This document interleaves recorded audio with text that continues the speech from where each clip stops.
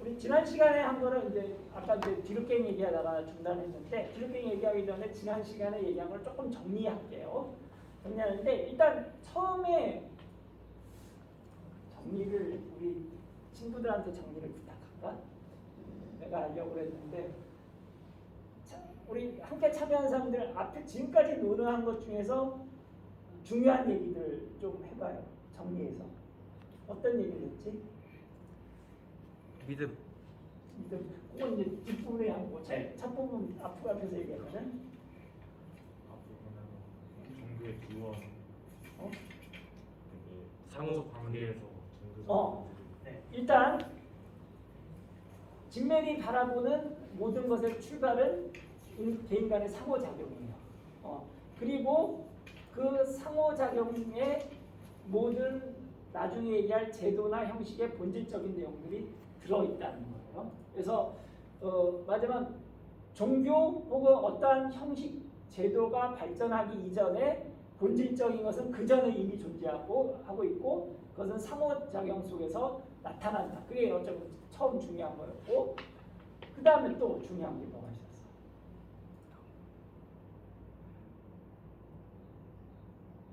형식과 내용 간의 관계. 역사와 관련해서 유물론적 역사. 유물론이란 말 빼라니까 유물론은 아니야. 그러니까 그 진멜이 바라보는 역사에서의 형식과 내용의 관계 어떻게 된다고 그랬어? 역사가 단순히 동인들의 이런 합이 아니라 형식과 내용의 관계를 얘기해야지. 내용이 여러 형식은 그대로죠. 창민이가 얘기해볼까? 내용이 여러 형식을 관통해도 그 본질적인 내용을 유지할 수 있고 또 똑같이 형식도 같은 방법으로 본질적인 형식을 계속 유지할 수 있다. 첫 번째는 맞았는데, 네. 그러니까 그 같은 내용이 여러 가지 형식을 가질 수 있고, 네. 그 다음에 또 같은 형식이 개별적 다른 내용을 가질 수 있다. 그게 어떤 더 기본적인 전제로서 우리 이제 진들이 바라보는 중요한 예였고 두 가지. 그러니까는 상호작용 안에 본질적인 것이 들어있고 그 형식 이전에 거기서부터 출발한다. 그 다음에 내용과 형식의 관계, 역사에 따라서 내용이 다른 형식을 갖기도 하고 똑같은 내용이 같은 형식이 다른 내용을 갖는 것도 있다. 그거겠고 그렇다면 종교에 있어서 출발이 되는 상호작용의 내용이 뭔가? 그게 그 다음에 나온 내용이고 그 두 가지가 뭐였죠? 믿음과 통일성이고 그 얘기하는 거였어요. 근데 통일성에 대해서 제가 앞에 의미라든지 다른 사건들, 다른 어떤 것들을 했는데 그거는 빼자. 왜냐면 여기서의 내용에 안 맞는 것 같아. 안 맞는 것 같고 어떤 면은 아까 얘기한 대로 지금 내가 뒤늦게에서 얘기하는 통합 혹은 사회 안의 구성원 간의 통일이라는 측면에서 통일성을 이해하는 게 더 맞는 것 같아요. 그래서 그 앞부분 제외하고 자 그런 의미에서 뒤늦게 얘기를 좀 해볼게요.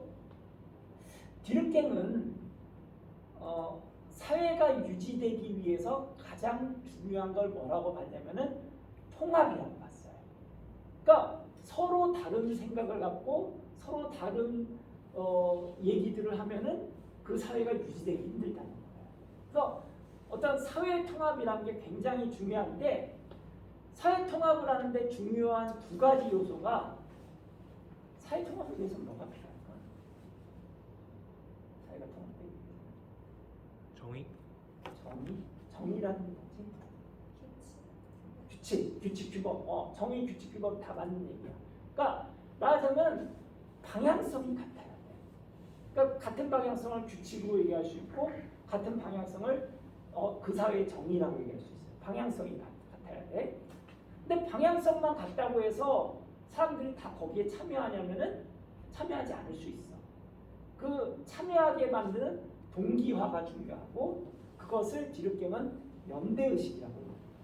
그러니까 아까 첫 번째 얘기하는 방향성을 가치라고 해요. 동일한 가치. 우리는 이렇게 해야 돼. 동일한 가치. 방향이 틀리면 안 되죠. 그 다음에 그것을 향할 수 있는 마음을 갖는 연대의식. 연대의식이란 뭐냐면 예를 들어서 우리가 각자가 우리나라 사람들이 맨날 서로 싸우고 각기 다른 의견을 갖고 있지만 언제 우리가 하나가 돼? 어떻게 내가 원하는 딱 알아. 한일전 축구할 때는 우리 모두가 하나 되거든. 그러면서 뭐 애국심 발로가 된단 말이야.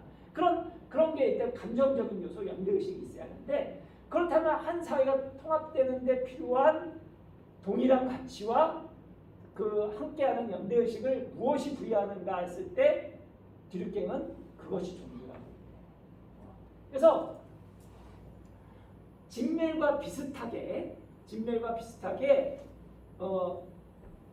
한 사회가 추구하는 방향성과 그 사회의 사람들을 하나로 묶어주는 힘을 제공하는 게 바로 종교고 그런 요소들이 어떤 종교적인 것에 반영됐다고 얘기하는 거죠. 그러니까 그것을 진멜식으로 얘기하면은 어떤 상호작용적인 요소, 어떤 지금 얘기한 디르갱의 통합에 해당되는 요소가 진멜에서 뭐죠? 지금 비슷한 얘기가 금방 얘기한 통일성인 것이죠. 그리고 통일성이라는 게 상호작용에서 비롯되지만 그것을 절대화시키기 위해서 종교 혹은 신이라는 표상을 통해서 절대화하고 그것을 통해서 다시 우리의 상호작용에 영향을 준다고 얘기하고 있어요. 그래서